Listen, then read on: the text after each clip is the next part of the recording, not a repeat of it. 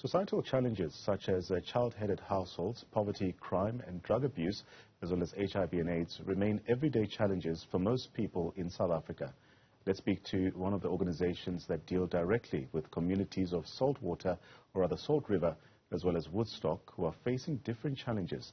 I am joined by Gasant Abarber. He is one of the co-founders of the Celtic Wanderers NPO. Gasant, a pleasure to have you on the program this afternoon. So Celtic Wanderers operates in very challenging environments, as mentioned in my intro, and this is for Salt River as well as the Woodstock communities, where social issues such as child-headed households, poverty, crime and drug abuse as well still persist. How does your NPO then navigate these challenges to provide a safe and nurturing environment? So you're joining me here at the launch of Celtic Wanderers today. It's quite significant because Salt River and Woodstock are two of those areas in Cape Town that have really been kind of consumed by gentrification, where everything around the suburb is developing. Big conglomerates and big corporations are building in the area, but the people who live there don't really benefit. So we decided as the clubs in the two suburbs to come together and amalgamate rather than being rivals. Can we join forces and, like the Springboks, be stronger together? So the idea was that we wanted to create a self-sustainable model for an NPO. As you know, a lot of NPOs rely on donations. We wanted a different model.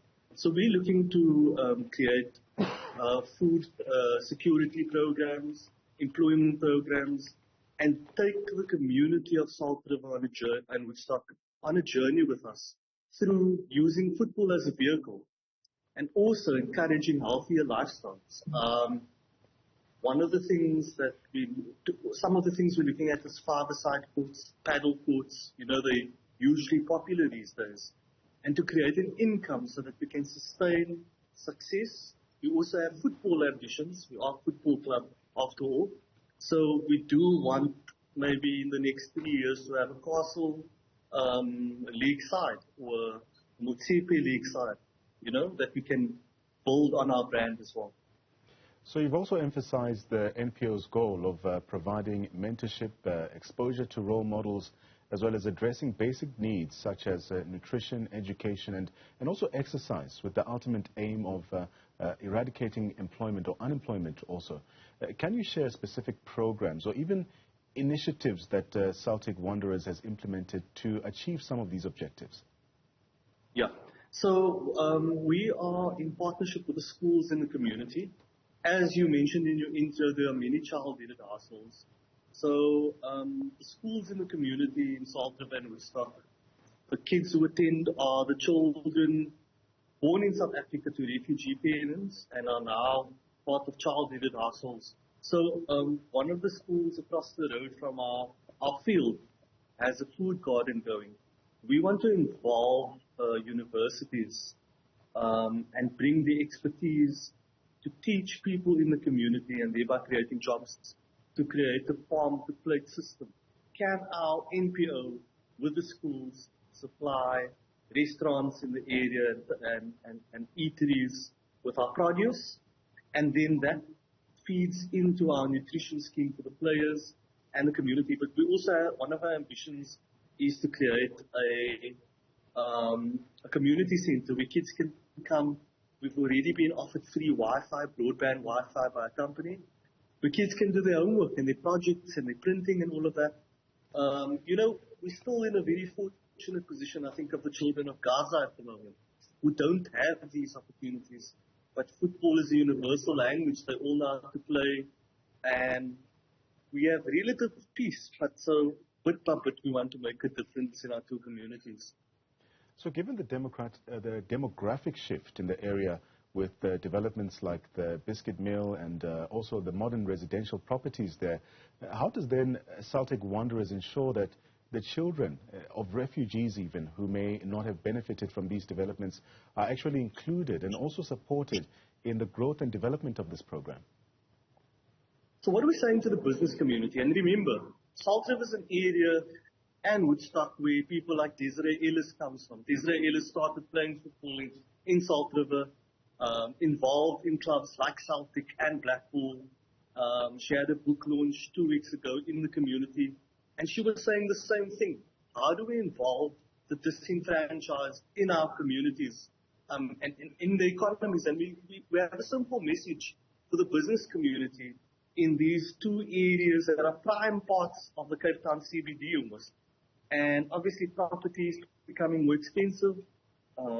There's different people moving in, and so you have complaints about the Muslim call to prayer, which has been around for decades in the community, and all of a sudden it's a problem now. What we're saying to businesses is, if we look after the Salt River and the social cohesion in the area, it will look after business. So making the area safer and more sustainable and involving people within job opportunities, it will actually be good for business. That is the message we're taking. And so far the message has landed quite well. So I'm very proud to stand here to say we have 90 juniors. Many of them come from difficult circumstances, but we were able to keep them busy and occupied with football. We also look at programs, interventions like homework and studying and that kind of thing. So it starts to take the shape of a holistic program of creating well-rounded young people who will be the next leaders in our community. Gasant, before I let you go, I also want to pick your brain around the theme of encouraging partnerships with the community. The public and private sector is also quite crucial for the success of an NPO such as yours. Could you elaborate on the collaborative efforts that Celtic Wanderers has undertaken and how these partnerships are contributing to the organization's mission? Yeah. So we busy in talks with the Salt River Heritage Society. As you know, these are very old neighborhoods, and we have to preserve the culture and the identity of these communities.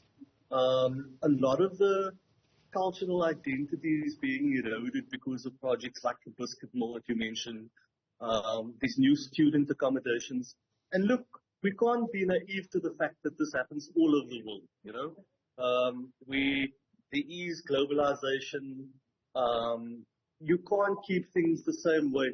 So one of the partnerships is with the Heritage Society. We also partner with other football clubs in the community. And what we're trying to do is to encourage people to come in. Don't drive past the community on the periphery where the businesses are and where the accommodation is. Come inside.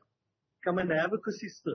Come and play. Come and watch some top quality football, because we also lay on tournaments where we invite clubs from all over the Cape, from Camps Bay to Khayelitsha. And we want to showcase the talent in this community. It's not an accident that a Desiree Ellis comes from Salt River, and there are probably far more Desiree Ellises out there. And so we would like to, if this is successful, take this model outside of Salt River and Woodstock and try and replicate it across the Cape Flats, where such interventions are much needed.